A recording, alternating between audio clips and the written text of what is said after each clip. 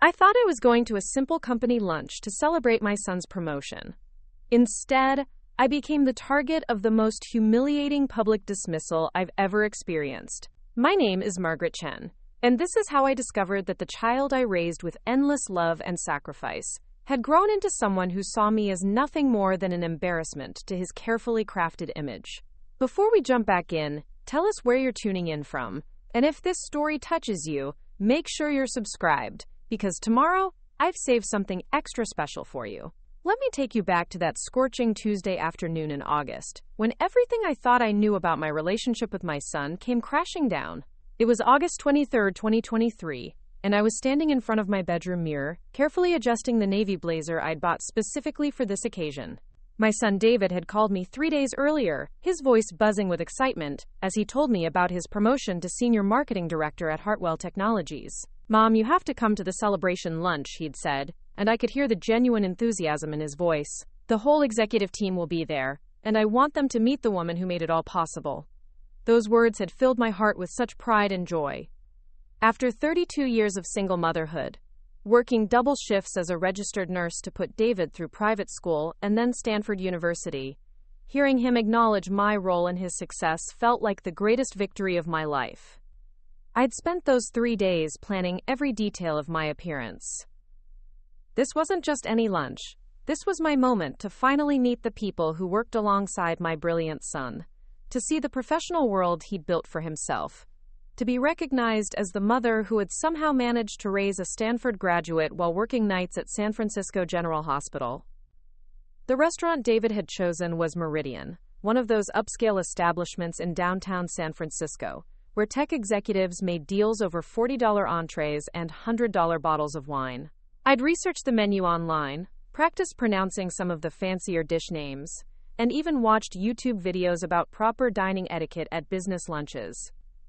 I wanted to be perfect for David, to make him proud in front of his colleagues the way he'd always made me proud. I arrived 15 minutes early, as was my habit, and waited in the elegant lobby with its marble floors and crystal chandeliers. The hostess, a young woman about David's age with perfectly styled hair and a designer dress that probably cost more than my monthly mortgage payment, looked me up and down with barely concealed disdain. I smoothed my blazer self-consciously, suddenly aware that despite my careful preparation, I probably looked exactly like what I was, a working-class nurse, trying to fit into a world that wasn't made for people like me. When David arrived with his team, my heart swelled with maternal pride. He looked so handsome in his tailored charcoal suit, his hair styled perfectly, his confident smile lighting up the room as he shook hands and exchanged greetings with what were clearly important people. This was my son, the little boy I'd rocked to sleep after 14-hour shifts, the teenager I'd helped with calculus homework at 2 a.m, the young man I'd watched graduate summa cum laude while tears of joy streamed down my face. Mr. Hartwell himself was there, a distinguished man in his 60s with silver hair and the kind of expensive watch that gleamed subtly in the restaurant's soft lighting. There was Jessica Crawford, the chief marketing officer, an elegant woman in her 40s wearing what I was sure was a designer suit that cost more than I made in a month.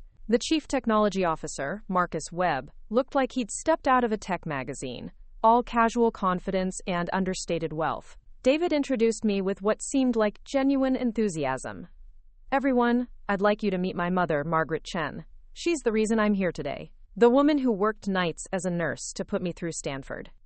I felt my cheeks flush with pleasure as the group turned their attention to me, offering polite smiles and handshakes. This was exactly what I'd dreamed of, being acknowledged for the sacrifices I'd made, being seen as an integral part of David's success story. The first part of lunch went beautifully.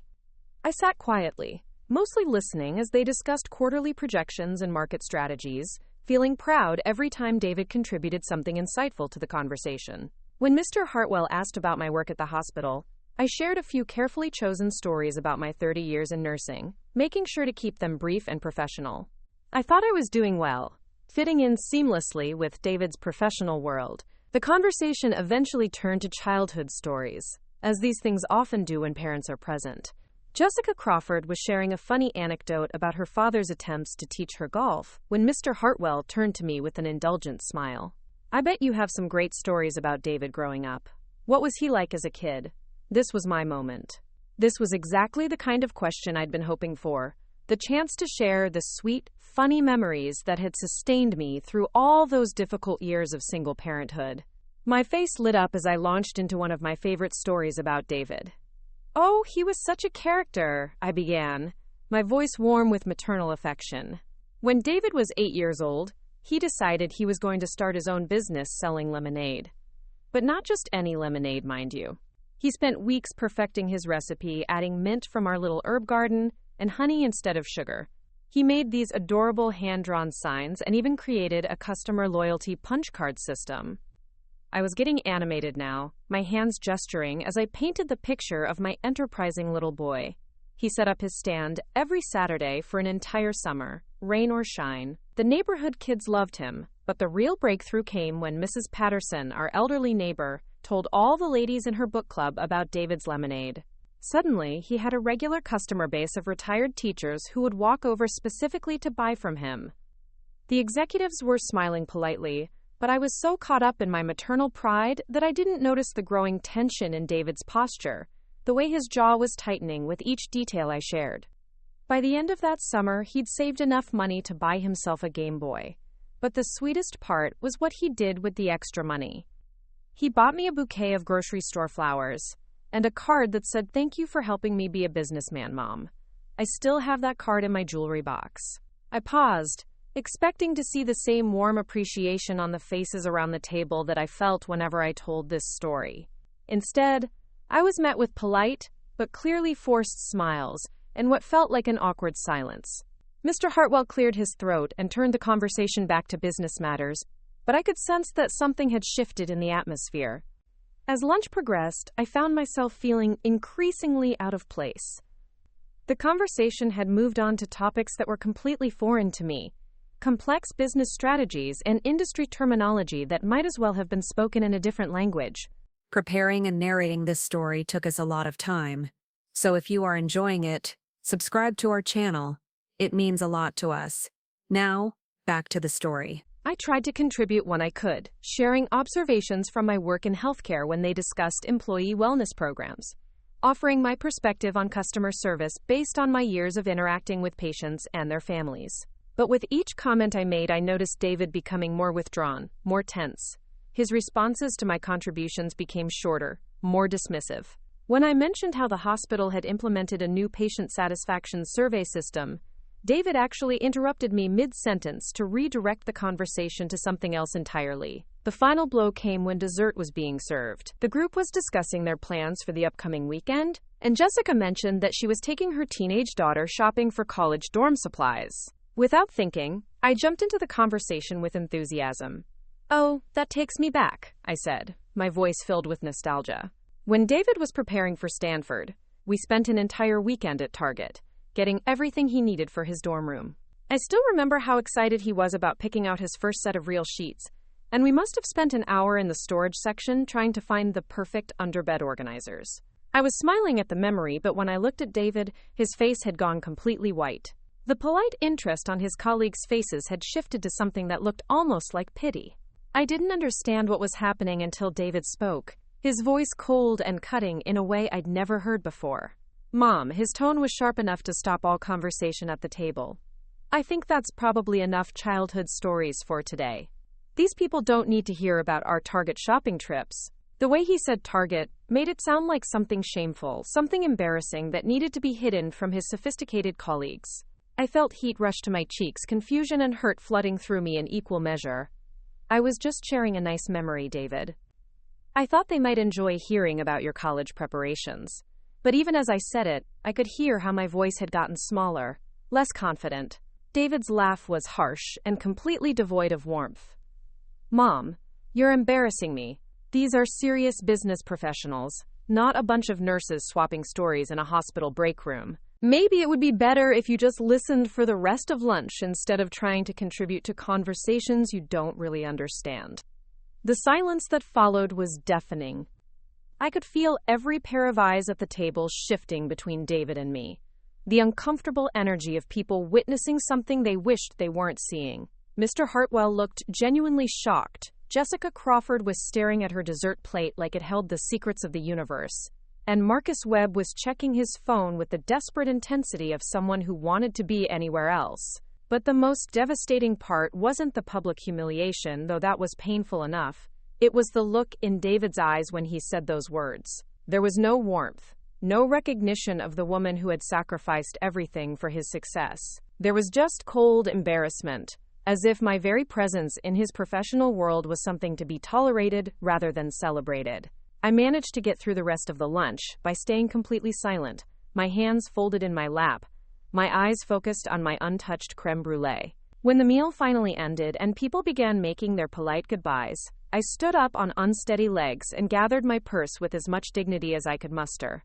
As we waited for the valet to bring our cars, Mr. Hartwell approached me with what seemed like genuine concern. "Mrs. Chen, it was lovely meeting you. You should be very proud of David's accomplishments." His words were kind, but I could see the pity in his eyes, the uncomfortable recognition of what had just transpired. "Thank you," I managed to whisper, my voice barely audible. "I am proud of him. I've always been proud of him." David was standing a few feet away, talking animatedly with Jessica and Marcus, as if nothing had happened. As if he hadn't just publicly eviscerated the woman who had given him everything. The drive home was a blur of tears and traffic lights. I kept replaying David's words over and over in my mind, trying to understand how the son I'd raised to be kind and respectful had turned into someone who could humiliate his own mother in front of strangers. "You're embarrassing me. These are serious business professionals, not a bunch of nurses swapping stories in a hospital break room." The contempt in his voice when he mentioned nurses, my profession, the career that had provided for his entire life, felt like a physical blow. I'd spent 30 years caring for people, saving lives, working through holidays and family emergencies to ensure David had everything he needed. And in his mind, that made me somehow less than, somehow unworthy of sharing space with his important colleagues. By the time I reached my small apartment in the Sunset District, the same neighborhood where I'd raised David as a single mother, I was shaking with a combination of hurt and rage I'd never experienced before. I sat in my car in the driveway, staring at the modest duplex that had been our home for over 20 years, the place where David had done his homework at the kitchen table while I studied for my nursing board exams, where we'd celebrated his acceptance to Stanford with a homemade cake and sparkling cider. How had I raised a son who was ashamed of the very foundation that had made his success possible? When had my love and sacrifice become something to hide rather than honor? And why had it taken a public humiliation for me to see what David had apparently become? I walked into my apartment and immediately went to my bedroom, where I kept a small wooden box filled with mementos from David's childhood. The card from his lemonade stand was there, just as I'd told his colleagues, along with report cards, school photos, acceptance letters, and graduation programs. Every milestone of his life that I'd carefully preserved, every moment of pride and joy that had sustained me through the hardest years of my life. But as I looked at these treasures, I realized I wasn't seeing them through the eyes of a proud mother anymore. I was seeing them through the eyes of a woman who had just discovered that her life's greatest achievement viewed her as an embarrassment. The son I'd raised had become someone who was ashamed of his own history, ashamed of the struggles that had shaped him, ashamed of the woman who had made his privileged life possible. That night, I barely slept. I kept thinking about the look on David's face when he told me I was embarrassing him, the casual cruelty with which he'd dismissed my contributions to the conversation, the way he'd made it clear that my presence in his professional world was unwelcome. But more than that, I kept thinking about how this couldn't have been an isolated incident. The confidence with which he'd humiliated me suggested this was how he truly saw me, how he'd probably been talking about me to his colleagues and friends for years. The golden boy I'd raised, the child I'd sacrificed everything for, had grown into a man who saw his own mother as a liability to his carefully constructed image. And the most heartbreaking part was that I'd been so proud of who he'd become that I'd never noticed who I'd become in the process. I'd spent so many years defining myself as David's mother that I'd forgotten I was supposed to be someone in my own right. But that was about to change. Because Margaret Chen, the woman who had worked double shifts for 20 years to give her son every advantage, who had put herself through nursing school while raising a child alone, who had built a career and a life through sheer determination and grit, that woman was still here. She'd just been hiding behind the identity of David's proud mother for so long that everyone, including David himself, had forgotten she existed. The boy who was embarrassed by Target shopping trips was about to learn exactly what his mother was capable of when she stopped trying to make him proud and started trying to make herself proud instead. I woke up the next morning with a clarity I hadn't felt in years. The hurt was still there, sharp and immediate whenever I thought about David's words, but underneath it was something else, something that felt like purpose. For 32 years, I'd organized my entire life around David's needs, David's dreams, David's success. I'd worked extra shifts to pay for his SAT prep courses, skipped meals to afford his Stanford tuition, lived in a tiny apartment so he could have his own room until he left for college. And what had I gotten in return? A son who was ashamed to acknowledge the sacrifices that had made his life possible. A child who saw his own mother as someone to be hidden from the people who mattered in his world. A young man who had apparently forgotten that his expensive education and his prestigious job existed because a single mother had worked herself to the bone to provide them.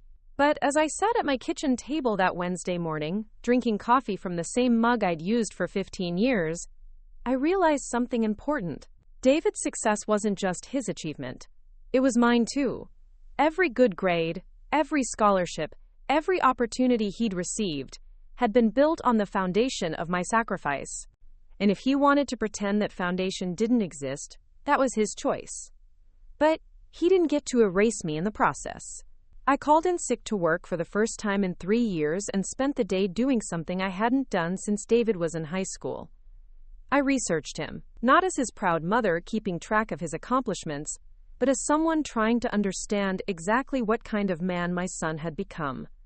What I discovered surprised me. David's LinkedIn profile painted a picture of a rising star in the tech industry, but it also revealed something else.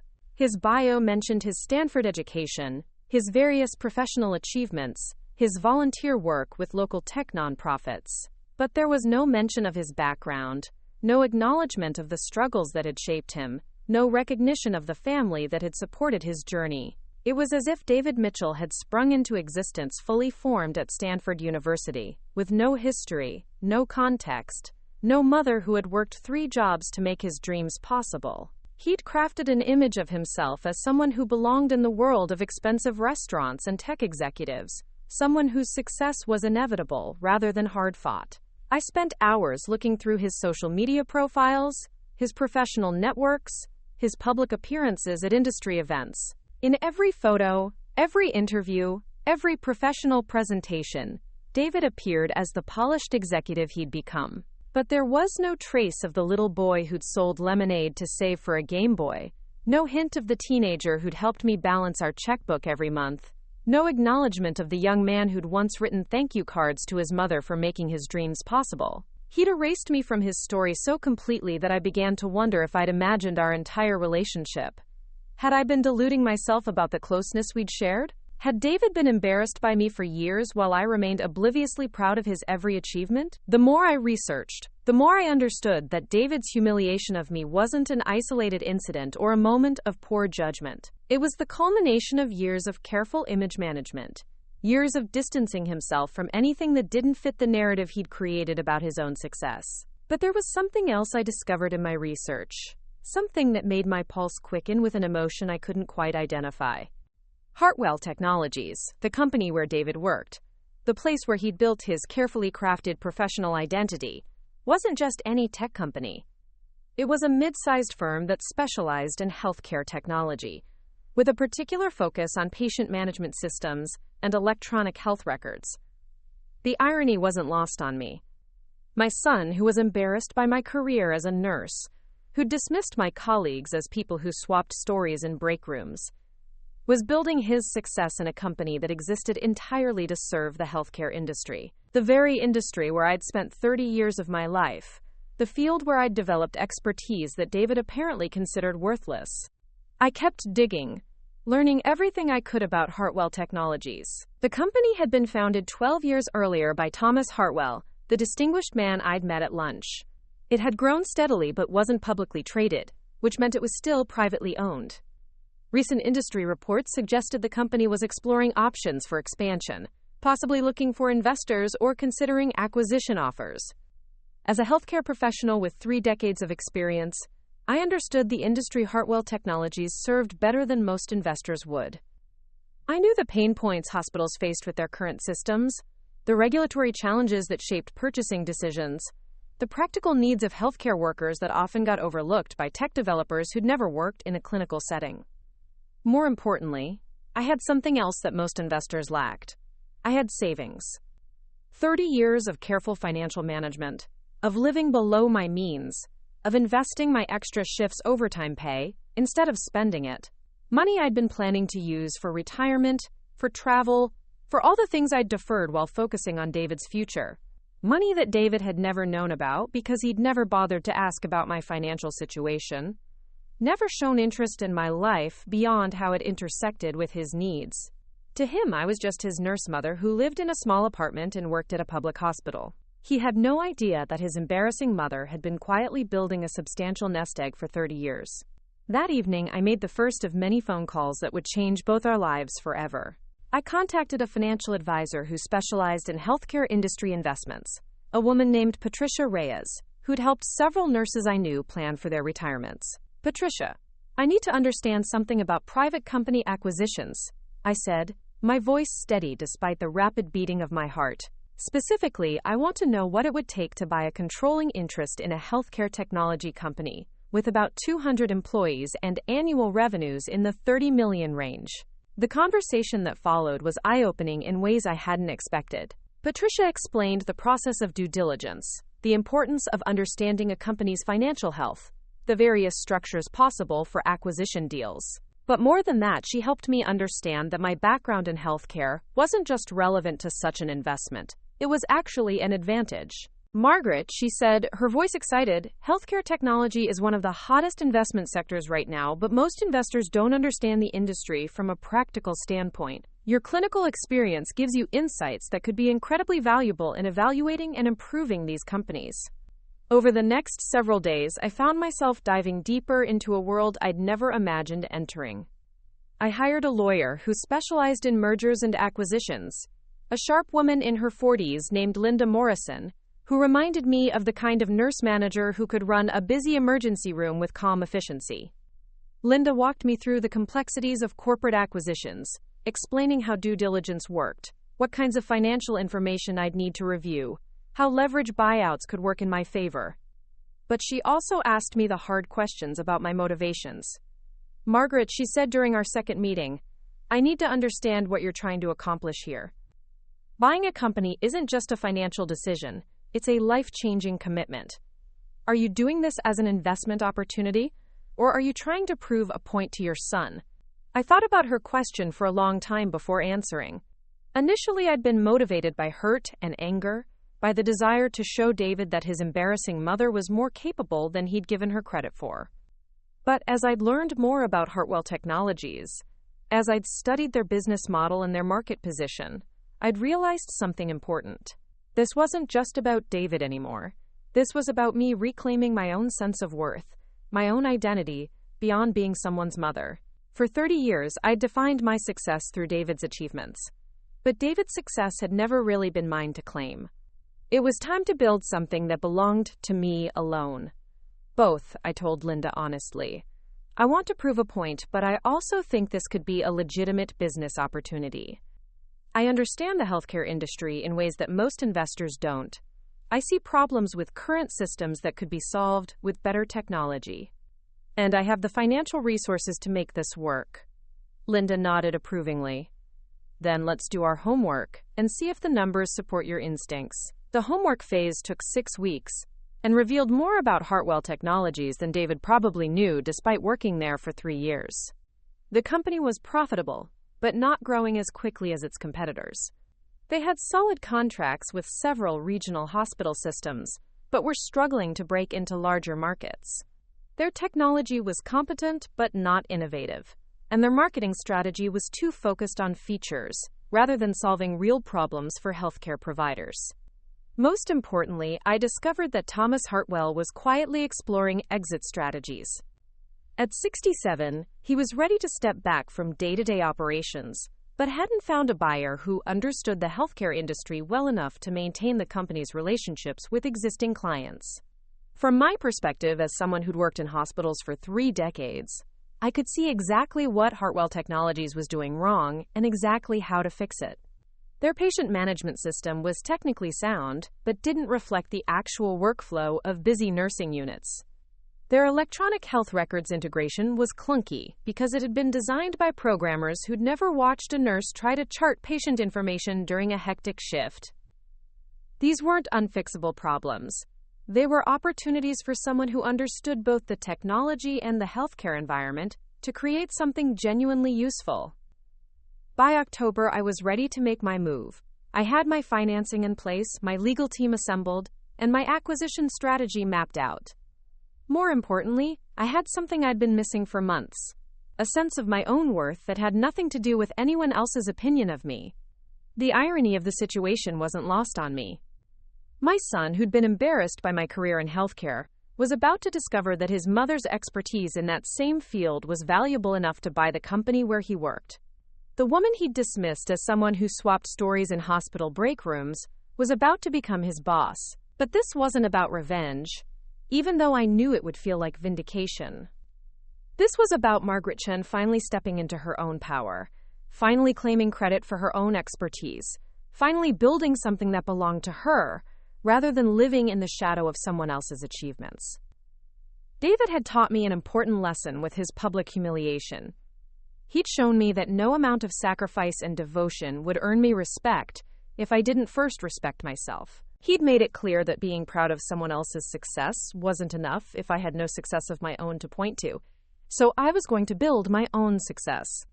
And if that success happened to intersect with David's carefully constructed professional world, well, that was just a happy coincidence. The golden boy, who was embarrassed by his mother's background, was about to learn that background was worth more than he'd ever imagined. And the woman he'd tried to diminish was about to show him exactly what 30 years of healthcare expertise could accomplish, when it was backed by determination, financial resources, and a point to prove. Margaret Chen was done being embarrassed. It was time for David to learn what embarrassment really felt like. The first formal meeting with Thomas Hartwell took place on a crisp November morning in his corner office, overlooking the San Francisco Bay. I'd spent weeks preparing for this moment, assembling financial projections, market analyses, and strategic recommendations that demonstrated not just my interest in acquiring his company, but my deep understanding of the healthcare technology sector. Walking into Hartwell Technologies' headquarters felt surreal. This was where David came to work every day, where he'd built the professional identity that was apparently too sophisticated to include acknowledgement of his mother. The sleek glass building with its modern lobby and expensive art installations was impressive, but I found myself analyzing it through different eyes than I would have just months earlier. Instead of feeling intimidated by the obvious wealth and success on display, I was calculating square footage costs, evaluating the efficiency of the office layout, and wondering whether the company's overhead expenses were justified by their current revenue streams. My perspective had shifted from that of a proud mother visiting her son's workplace to that of a potential owner assessing an investment opportunity. Thomas Hartwell greeted me with the same polished courtesy he'd shown at the restaurant, but there was genuine curiosity in his eyes as we settled into the conference room adjacent to his office. Mrs. Chen, I have to admit I was intrigued when you reached out about a potential acquisition discussion. Your background in healthcare gives you a unique perspective that most of our interested investors have lacked. Over the next 2 hours, I presented my vision for Hartwell Technologies with the confidence and expertise I'd developed through 3 decades in healthcare. I explained how their current patient management system could be redesigned to better reflect actual nursing workflows. I outlined specific improvements to their electronic health records integration that would save hospitals both time and money. I detailed market opportunities they were missing because they didn't understand the day-to-day challenges faced by healthcare providers. Thomas listened with growing interest as I described problems I'd encountered throughout my career and how better technology could have solved them. When I mentioned the frustration nurses felt when electronic charting systems required 17 clicks to document a simple medication administration, his eyes lit up with recognition. You know, he said, leaning forward in his chair, we've gotten similar feedback from some of our hospital clients, but we've never had anyone articulate it quite so specifically. Most of our consultants focus on technical specifications rather than practical usability.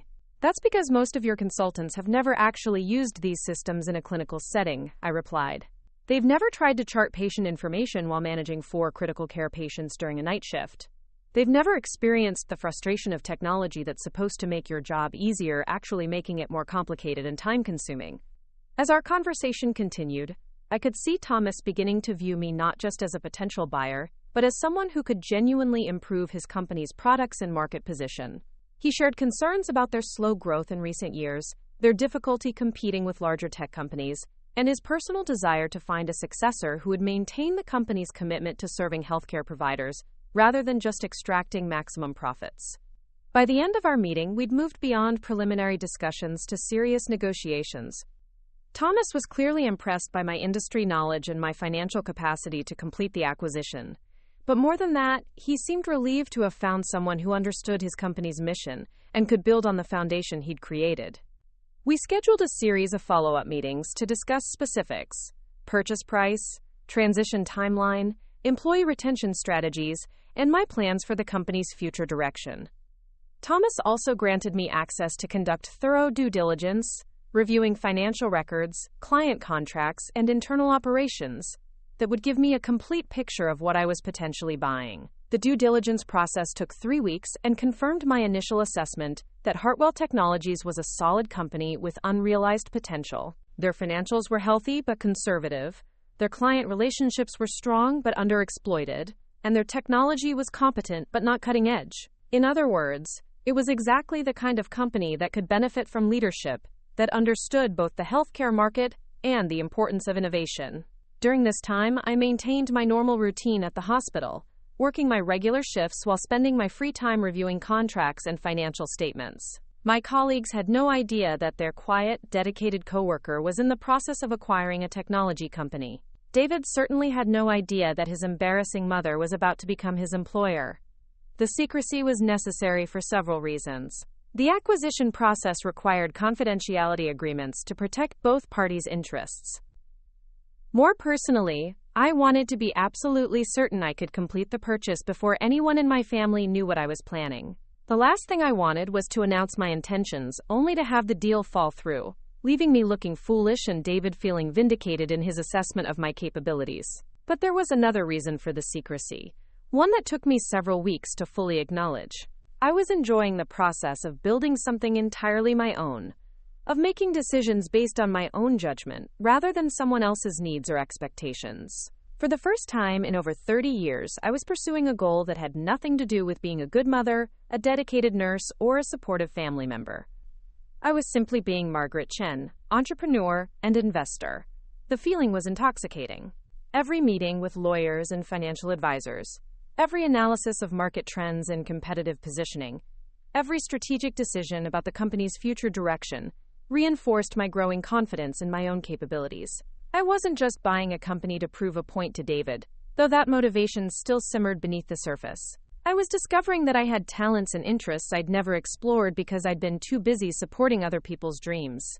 3 weeks into December, Thomas and I reached a preliminary agreement on the acquisition terms. The purchase price was substantial but within my financial capacity, especially with the favorable financing terms my advisors had secured.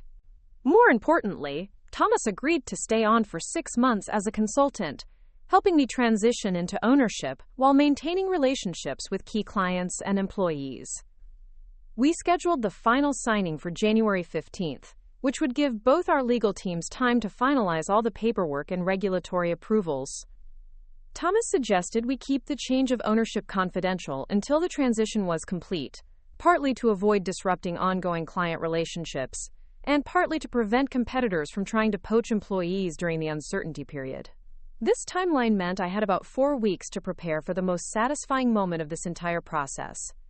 The day I would walk into Hartwell Technologies as the new owner and reveal to David that his embarrassing mother was now his boss. I spent those weeks immersing myself in every aspect of the company's operations. I reviewed personnel files, studied client contracts, analyzed product development pipelines, and developed comprehensive plans for the changes I wanted to implement. I also spent considerable time thinking about how to handle the David situation with professionalism and dignity, even though part of me wanted to savor his shock and discomfort. The hardest part was maintaining normal interactions with David during family gatherings over the holidays. We had dinner together twice in December, stilted affairs where David treated me with the same polite condescension he'd shown since the restaurant incident. He asked perfunctory questions about my work at the hospital and shared carefully edited updates about his own career progress, but the easy warmth that had once characterized our relationship was completely gone. During our Christmas dinner, David mentioned in passing that Hartwell Technologies was going through some kind of ownership transition, though he claimed not to know any details. The company executives are being pretty secretive about it, he said, cutting his prime rib with unnecessary precision. There are rumors about a potential acquisition, but nobody's confirming anything. Hopefully, whoever buys the company understands the tech industry better than the usual healthcare investors. I made appropriate sympathetic noises while internally marveling at his continued arrogance. Even facing uncertainty about his company's future, David couldn't resist dismissing healthcare professionals as somehow inferior to tech industry insiders. He had no idea that the healthcare investor he was worried about was sitting across the dinner table from him, calmly eating her mashed potatoes while planning his professional future. The week before the acquisition closed, I had my final meeting with Thomas to review transition plans and discuss my vision for the company's immediate future. We spent considerable time talking about personnel decisions, and I made it clear that I wanted to retain all current employees during the initial transition period, regardless of their individual performance levels. Thomas seemed relieved by this approach. I've been worried about how a new owner might handle staff changes, he admitted. We have some excellent people who've been with the company for years, and I'd hate to see them lose their jobs because of philosophical differences with new management. I assured him that my goal was to build on Hartwell Technologies' existing strengths rather than implement dramatic changes immediately. However, I also made it clear that I expected all employees to demonstrate the same level of professionalism and respect for colleagues that I would be modeling as the new owner. Thomas looked puzzled by this statement, clearly wondering why I felt the need to emphasize workplace respect so specifically. I didn't elaborate, but I knew he'd understand soon enough when he witnessed my first interaction with David as his new employer. The legal closing took place on a Tuesday morning in my attorney's downtown office. After months of preparation and negotiation, the actual transfer of ownership was surprisingly straightforward. I signed numerous documents, transferred the agreed-upon funds, and received the keys to Hartwell Technologies both literally and figuratively. Walking out of that law office as the sole owner of a multi-million-dollar company felt surreal. I'd gone from being a nurse who worked night shifts to being a tech company CEO in less than 6 months. The transformation wasn't just professional, it was deeply personal. I felt more confident, more purposeful, and more excited about my future than I had in years. But the real test would come the following Monday, when I walked into Hartwell Technologies for the first time as the owner and faced David across a conference room table as his boss, rather than his embarrassing mother. I spent that weekend preparing for what I knew would be one of the most challenging and satisfying moments of my life. I selected my outfit carefully, choosing a tailored navy suit that projected authority without being ostentatious. I reviewed my notes about company operations and my plans for the announcement. Most importantly, I mentally rehearsed how I would handle David's inevitable shock and the conversation that would follow. Sunday evening, I called Linda Morrison to review my strategy one final time. "Margaret," she said, her voice warm with professional pride, "you've done something remarkable here. You've identified an opportunity, conducted thorough due diligence, and executed a complex acquisition with the skill of someone who's been doing this for decades. Don't let anyone, including your son, diminish what you've accomplished." Her words reminded me that this moment was about more than proving David wrong about my capabilities. It was about claiming my own space in the world, building something meaningful with my own talents and resources, and establishing an identity that belonged to me, rather than being defined by my relationships to other people.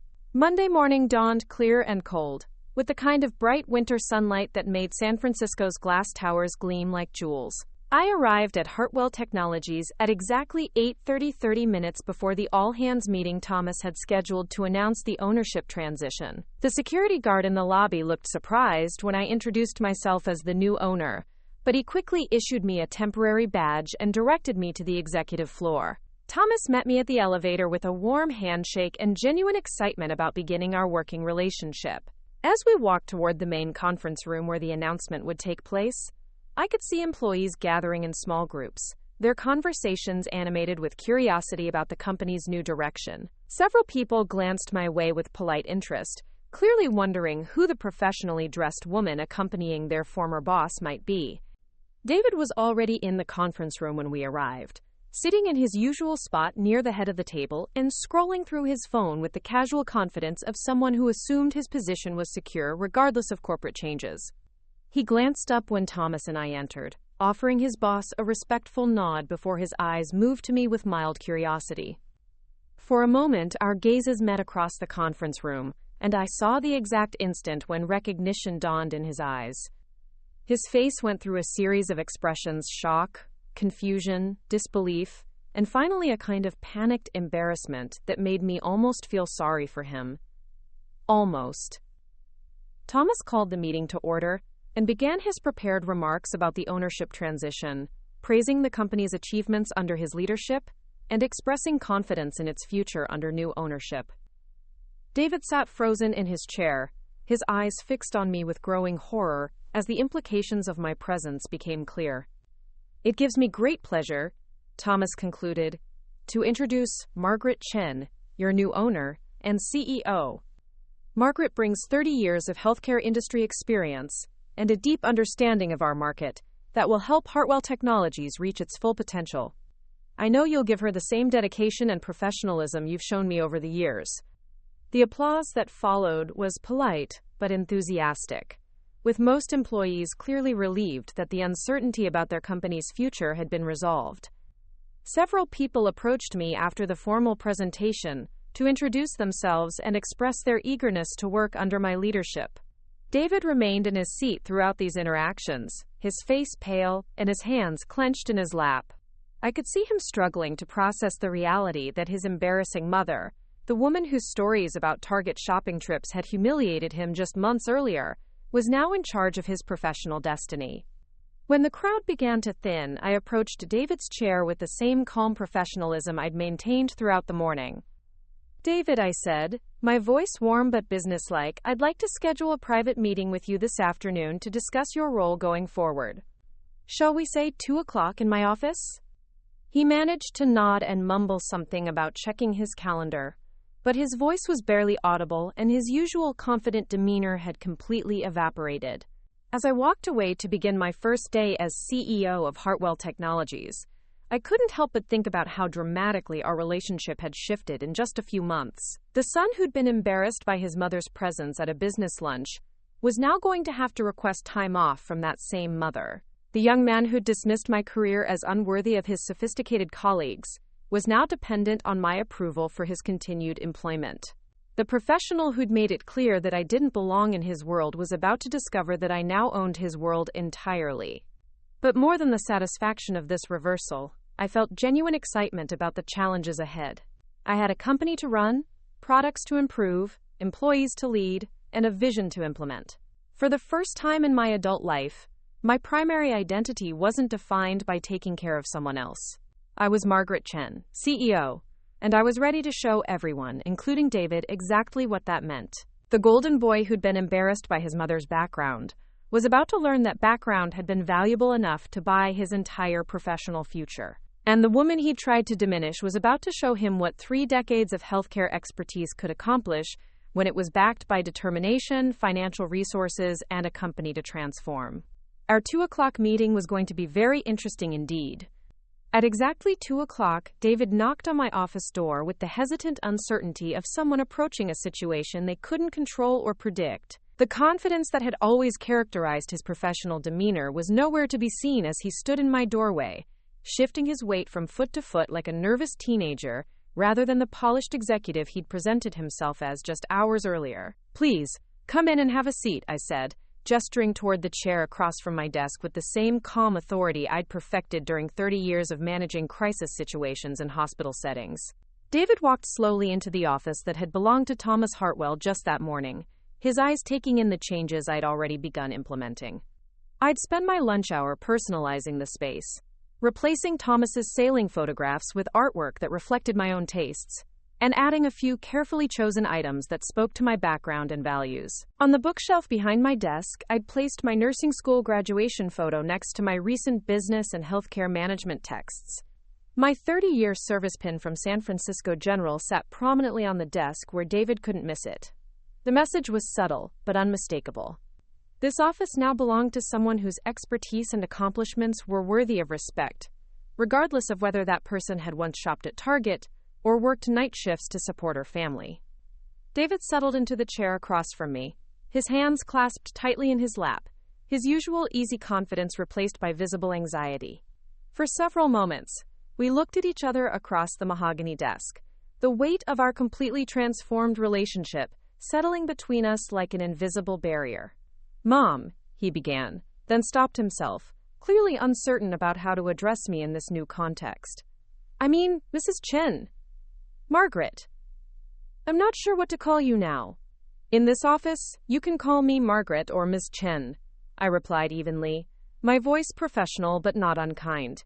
"I think it's important that we establish clear boundaries between our personal and professional relationships, don't you?" David nodded, though his expression suggested he was still struggling to process the reality of the situation.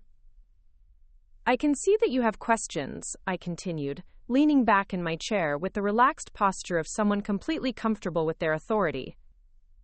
"I'm happy to address your concerns, but first I'd like you to understand something about my expectations going forward." I opened the leather portfolio I'd prepared for this conversation, removing a document I'd spent considerable time crafting. "David," I said, sliding the paper across the desk toward him, "this is a performance improvement plan.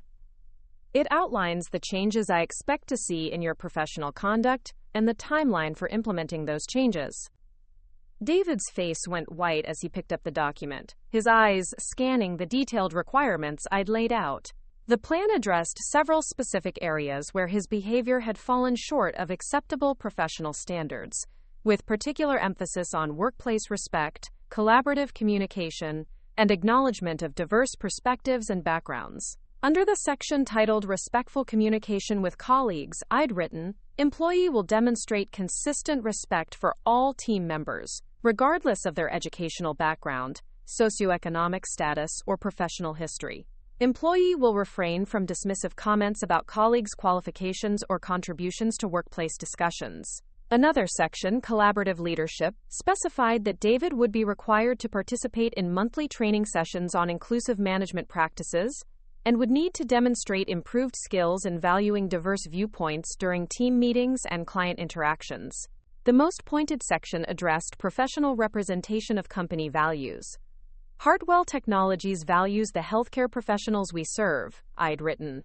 "All employees are expected to demonstrate genuine respect for and understanding of the healthcare industry, including recognition that clinical experience provides valuable insights for product development and client relations." David read through the entire document twice, his face growing paler with each requirement. When he finally looked up, his voice was barely above a whisper. Margaret, I don't understand. Is this because of what happened at the restaurant? Because I can explain that. I was under a lot of pressure that day, and I spoke without thinking. It doesn't represent how I really feel about you or your career." His attempt to minimize his behavior only reinforced my conviction that this conversation was necessary. "David," I said, my voice remaining calm but firm, "this isn't about one incident at a restaurant. This is about a pattern of professional conduct that doesn't align with this company's values or my expectations for leadership behavior." I leaned forward, making direct eye contact. "When you publicly dismissed your colleagues as people who swap stories in break rooms, you weren't just insulting me. You were demonstrating contempt for the healthcare professionals this company exists to serve. When you suggested that your mother's background was something to be hidden from serious business professionals, you revealed an attitude that could damage our relationships with clients who come from similar backgrounds." David's hands were shaking slightly as he set the performance plan back on the desk. "But you don't understand the pressure I'm under here. These people expect a certain level of sophistication, a certain image. I've worked so hard to build my reputation in this industry. And what exactly do you think that reputation is built on?" I asked, my voice sharpening slightly. "Do you think your Stanford education appeared out of thin air? Do you think your opportunities materialized without foundation?" Your reputation exists because someone worked 3 jobs to pay for your SAT prep courses, because someone sacrificed their own comfort to ensure you had every advantage possible. I stood up and walked to the window overlooking the city, giving David a moment to process my words while I collected my own thoughts. When I turned back to face him, my expression was softer, but no less resolute. David, you have genuine talent, and you've worked hard to develop your skills. I'm not trying to diminish your accomplishments or embarrass you in front of your colleagues, but I am going to require that you treat all of your colleagues, including your own mother, with the respect that professional adults deserve. The Performance Improvement Plan includes mandatory coaching sessions with an executive development specialist who will help you understand how unconscious bias and class prejudice can damage both team dynamics and client relationships.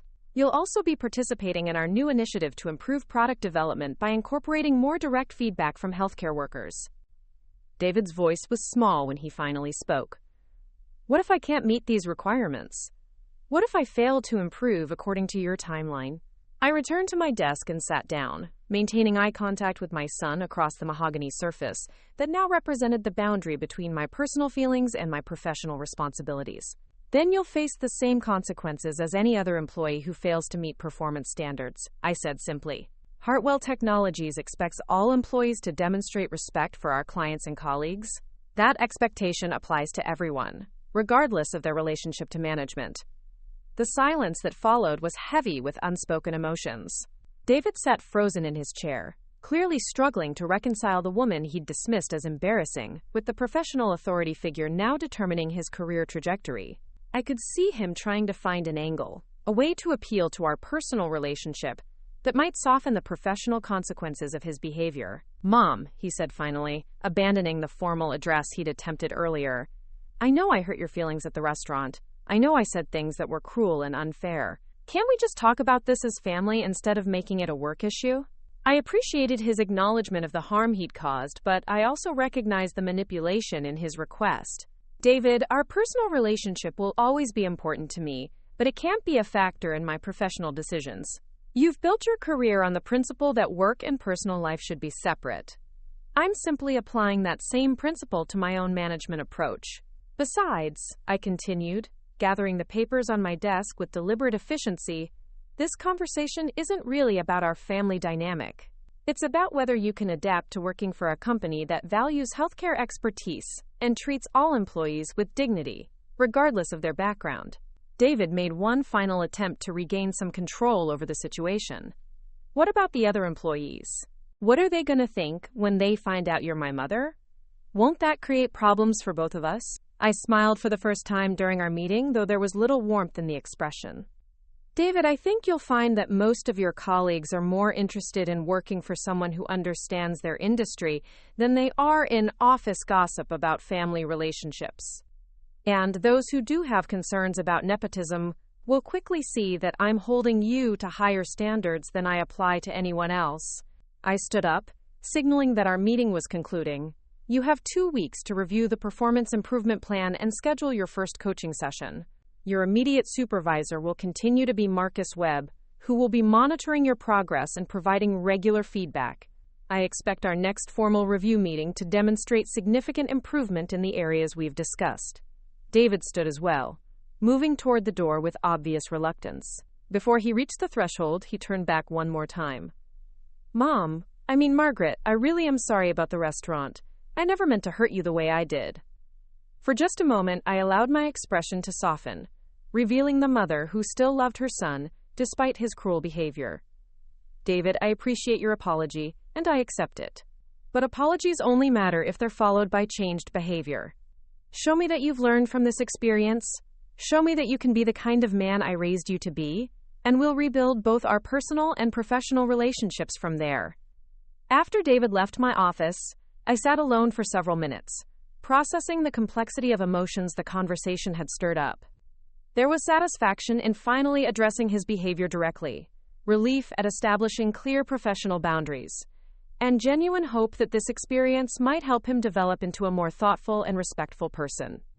But there was also sadness for the easy relationship we'd lost, uncertainty about whether our personal bond could survive this dramatic shift in power dynamics, and the weight of responsibility that came with managing someone I loved while maintaining my integrity as a leader.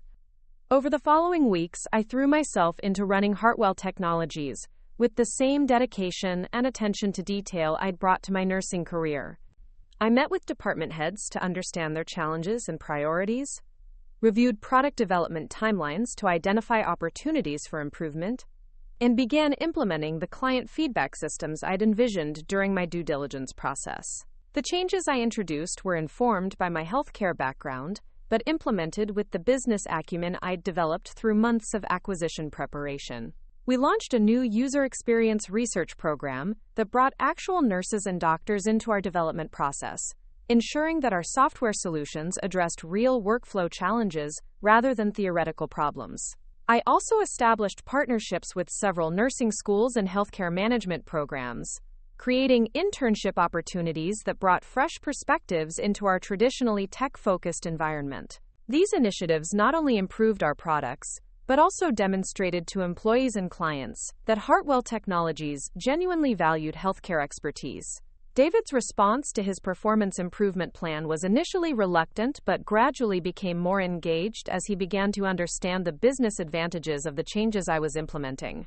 His coaching sessions with the executive development specialist helped him recognize how his biases had limited his effectiveness as a leader and his ability to connect with clients.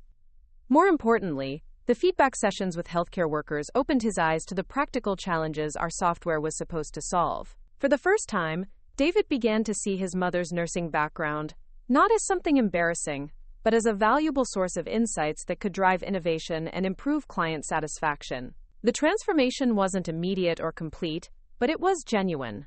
During team meetings, David began asking more thoughtful questions about user experience and demonstrating real curiosity about the clinical environments our products were designed to serve. He stopped making dismissive comments about healthcare workers and started advocating for features that would genuinely improve their daily workflows. 6 months after taking over Hartwell Technologies, I received an invitation that crystallized how dramatically things had changed. The American Healthcare Technology Association was hosting their annual conference in Chicago, and they'd asked me to deliver the keynote address about the importance of clinical expertise in technology development.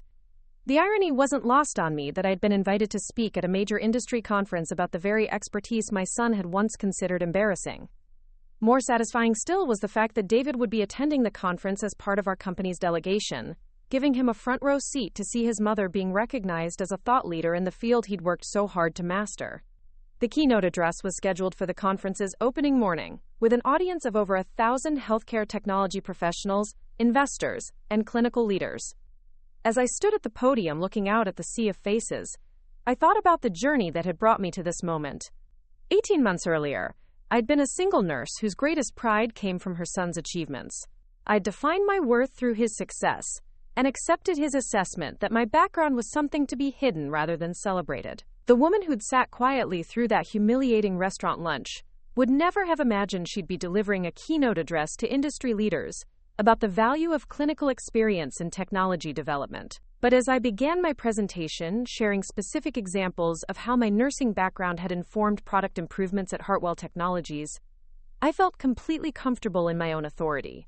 The audience responded with engaged questions and enthusiastic applause, clearly recognizing the value of the perspectives I was sharing. During the networking reception following my speech, numerous conference attendees approached me to discuss collaboration opportunities, investment partnerships, and consulting arrangements. Several major hospital systems expressed interest in working with Hartwell Technologies specifically because of our clinical-informed approach to product development. David spent the evening moving through the reception with obvious pride, introducing himself as a member of my leadership team and speaking knowledgeably about our company's innovations. When a group of nurse managers complimented him on his understanding of clinical workflows, he responded with genuine enthusiasm rather than condescension. The most meaningful moment came near the end of the evening, when David approached me as I was concluding a conversation with potential clients. "Mom," he said, using the personal address naturally in front of professional colleagues, for the first time since the restaurant incident.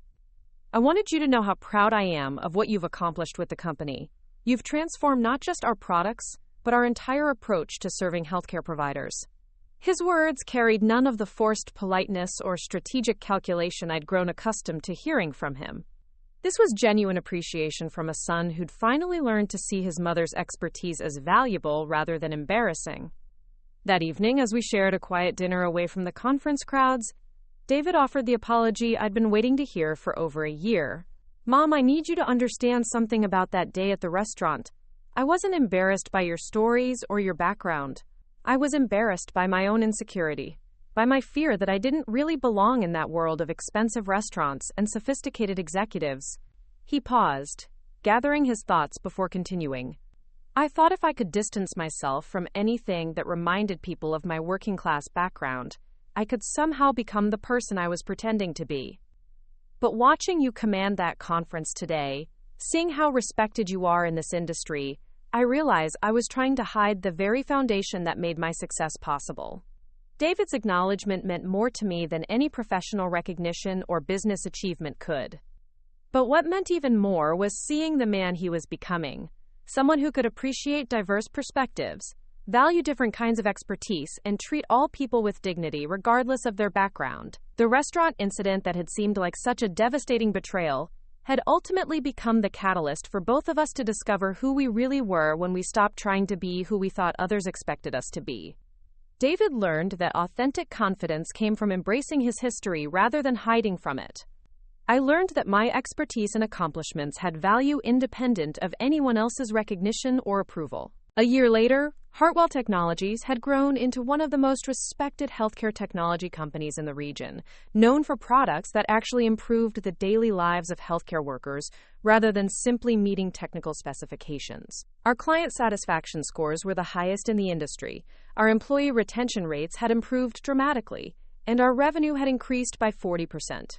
David had been promoted to Vice President of Client Relations, a role that perfectly utilized his communication skills while requiring him to maintain regular contact with the healthcare professionals our company served. His transformation from someone who dismissed nurses as unsophisticated to someone who genuinely valued their insights had made him far more effective in his career than his previous arrogance ever had. More importantly, our personal relationship had evolved into something stronger and more authentic than it had been before the crisis. Instead of the one-sided dynamic where I celebrated his achievements while he took my support for granted, we'd developed a genuine partnership based on mutual respect and shared values. The son who'd once called me embarrassing now regularly sought my advice on both professional and personal matters. The mother who'd once defined herself entirely through her child's success had built her own legacy of achievement and leadership. We'd both learned that love without respect is incomplete, and that respect must be earned through actions rather than assumed through relationships.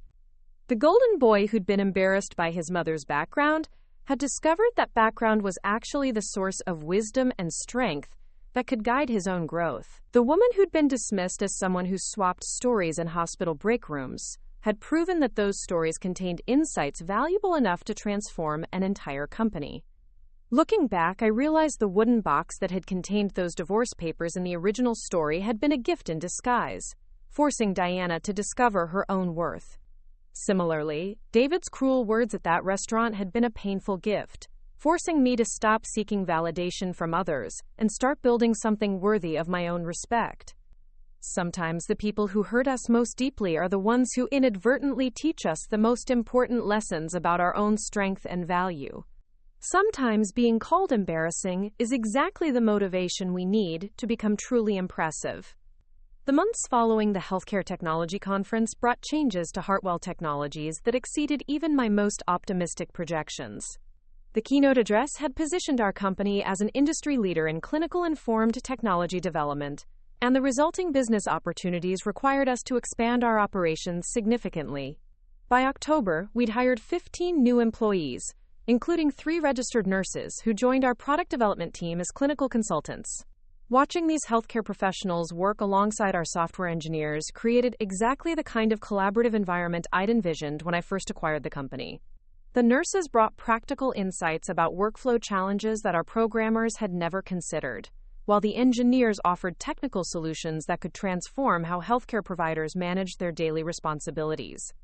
David's role in facilitating these collaborations had become one of his greatest strengths. His initial resistance to working with healthcare professionals had evolved into genuine enthusiasm for understanding their perspectives. During product development meetings, he often served as a translator between the clinical and technical teams, helping each group understand the other's priorities and constraints. The transformation in his attitude became particularly evident during a project focused on improving our patient monitoring system. One of our nurse consultants, Sarah Martinez, had explained how the current alert system created dangerous situations by overwhelming staff with non-critical notifications, making it difficult to identify genuine emergencies. David spent an entire afternoon shadowing Sarah through a simulated nursing unit, experiencing firsthand how technology that looked elegant in demonstrations became problematic in real clinical environments. When he returned to the office, his enthusiasm for redesigning the alert system was infectious, and his detailed presentation to the development team reflected a deep understanding of the human factors involved in healthcare technology. Watching him present Sarah's insights with respect and attribution rather than claiming credit for ideas that weren't his own, showed me how profoundly his professional approach had matured. The young man, who'd once dismissed healthcare workers as unsophisticated, had become an advocate for incorporating their expertise into every aspect of our product development process. This growth wasn't limited to his professional life. Our personal relationship had also undergone a remarkable transformation. Instead of the superficial conversations that had characterized our interactions for years, David now sought out opportunities for substantive discussions about both work and life. He asked thoughtful questions about my experiences in nursing, showed genuine interest in the challenges I'd faced as a single mother, and expressed appreciation for sacrifices I'd made that he'd previously taken for granted.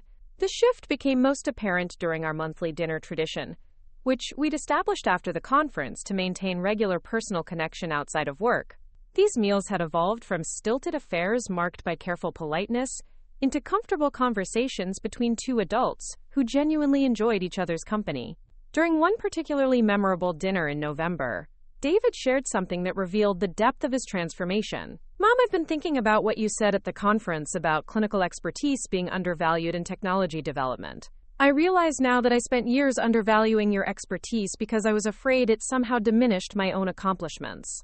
He paused, choosing his words carefully. "I thought success meant distancing myself from anything that reminded people of my background, but working with Sarah and the other nurses has shown me that expertise comes in many forms. The nurses we work with have insights that no amount of programming knowledge could replicate, just like your years of patient care gave you perspectives that most business leaders never develop." His acknowledgement meant more to me than any professional achievement, because it represented a fundamental shift in how he viewed both himself and others. The son, who'd once been embarrassed by my stories about Target shopping trips, now understood that those experiences had shaped my ability to connect with people from diverse backgrounds, a skill that had proven invaluable in building client relationships and leading teams. Our success at Hartwell Technologies had also created opportunities for me to mentor other healthcare professionals interested in transitioning into business leadership. Through the Nursing Association, I'd connected with several colleagues who were exploring entrepreneurship or seeking to advance into management roles within healthcare organizations. These mentoring relationships reminded me of the importance of supporting other women who were learning to see their clinical expertise as valuable in contexts beyond direct patient care. Many of the nurses I worked with struggled with the same confidence issues I'd experienced, having been conditioned to see their practical knowledge as less prestigious than theoretical education. One mentee, Patricia Williams, was a nurse manager interested in developing technology solutions for chronic disease management.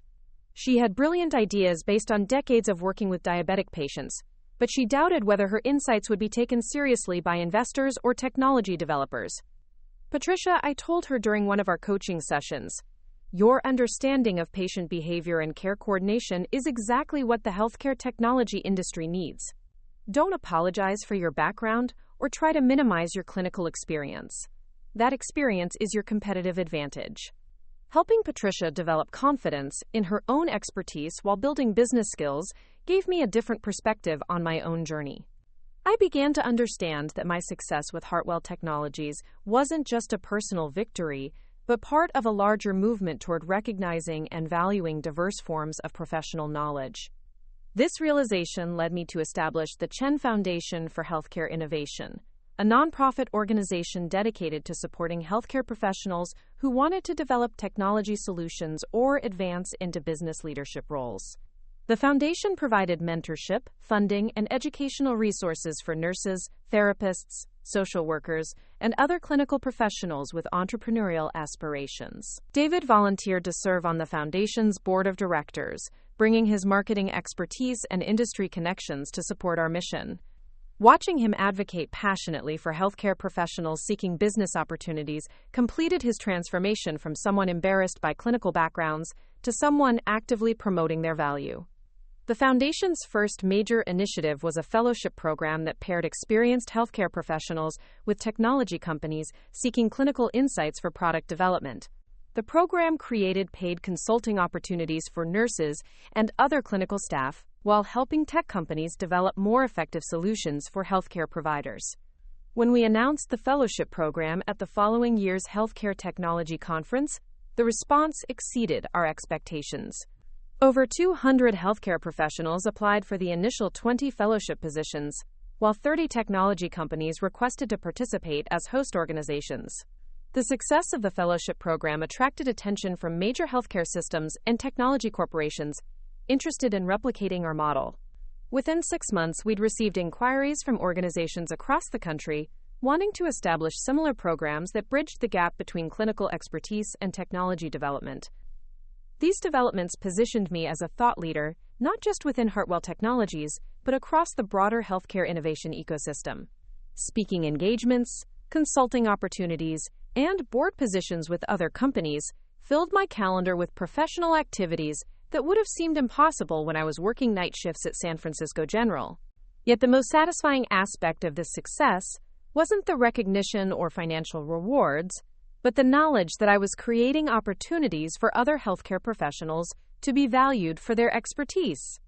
Every nurse who secured a consulting contract through our fellowship program, every clinical professional who advanced into leadership roles with technology companies, represented a small victory against the kind of professional dismissal I'd experienced from David. The irony of the situation wasn't lost on me. The son who'd once suggested that nurses swapped meaningless stories in break rooms had become an advocate for recognizing the strategic value of clinical insights. The mother he'd dismissed as embarrassing in professional settings had become a respected voice in an industry where his career depended on staying current with emerging trends. Our family dynamics had evolved to reflect these changed perspectives. Holiday gatherings now included discussions about healthcare policy, technology innovation, and business strategy, with David seeking my opinions on industry developments and career decisions. His friends and colleagues who visited our family events treated me with the respect due to a successful entrepreneur, rather than the polite tolerance often shown to someone's mother. More significantly, David had begun sharing stories about my accomplishments with the same pride I'd once felt when discussing his achievements. When colleagues asked about his family, he spoke enthusiastically about my work with the foundation and my role in transforming Hartwell Technologies. The embarrassment he'd once felt about my background had been replaced by genuine admiration for my success. This shift became most evident during a dinner party he hosted for his professional network, an event similar to the restaurant lunch where our relationship had reached its lowest point. Instead of trying to minimize my presence or redirect conversations away from my background, David actively highlighted my expertise and encouraged guests to discuss healthcare innovation with me. When one guest, a venture capitalist interested in healthcare technology investments, expressed skepticism about the value of clinical input in product development, David responded with passion and specificity that demonstrated his complete transformation. Actually, he said, leaning forward with the engagement he'd once reserved for discussing his own achievements, my mother's company has proven that clinical expertise is essential for developing successful healthcare technology. The products that really succeed in the market are the ones designed by teams that include practicing healthcare professionals, not just programmers who've never worked in clinical settings. He went on to describe specific examples of how nurse consultants had identified design flaws that could have made our products ineffective or even dangerous in real hospital environments. His presentation was so compelling that the venture capitalist asked for my contact information and later became one of the Chen Foundation's major donors. Watching David advocate for healthcare professionals with the same sophistication and authority he'd once used to dismiss them represented the complete reversal of our original dynamic. The son who'd been embarrassed by his mother's clinical background had become one of its most articulate champions. This transformation extended beyond our personal relationship to influence how David approached his entire career. He had learned that authentic professional success came from building bridges between different types of expertise, rather than establishing hierarchies that valued some forms of knowledge over others. His reputation within the industry had grown significantly as a result of this collaborative approach. Other technology companies began recruiting him specifically because of his ability to work effectively with healthcare professionals and translate clinical needs into technical requirements. When offered a position as Chief Strategy Officer at a major healthcare technology corporation, David discussed the opportunity with me before making his decision. The role would involve significant travel and responsibility for developing partnerships with hospital systems nationwide. "Mom," he said during one of our dinners, "this position would be an incredible career opportunity, but it would also mean leaving Hartwell Technologies and the team we've built together. I want your honest opinion about whether I should consider it." His request for my advice represented another milestone in our evolved relationship. Instead of making career decisions based on what would impress others or distance himself from his background, David was now seeking guidance from the person whose judgment he'd learned to trust most. "David," I replied, "you've developed remarkable skills in bridging clinical and technical perspectives, and those skills would be valuable anywhere in the healthcare technology industry.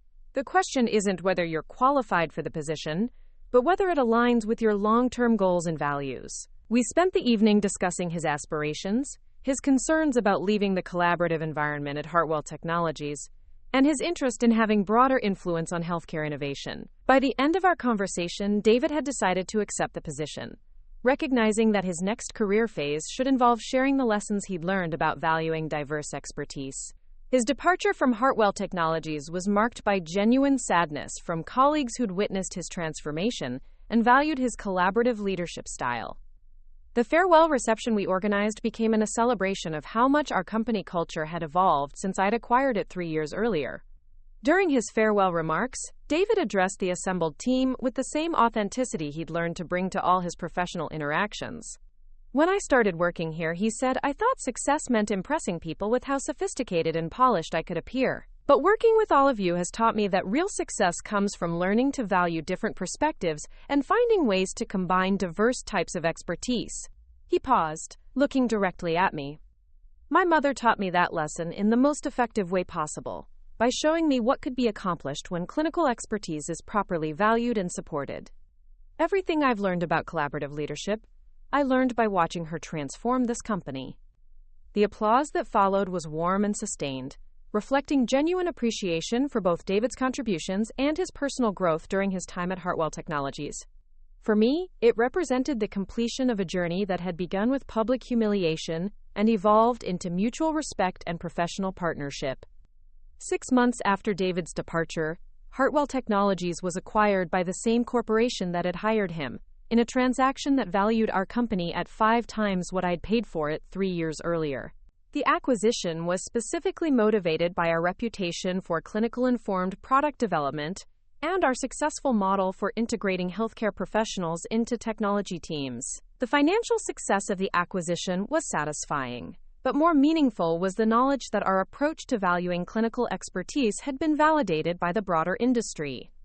The company I'd built as a response to my son's dismissive attitude toward healthcare professionals had become a model for how technology companies could better serve their healthcare clients.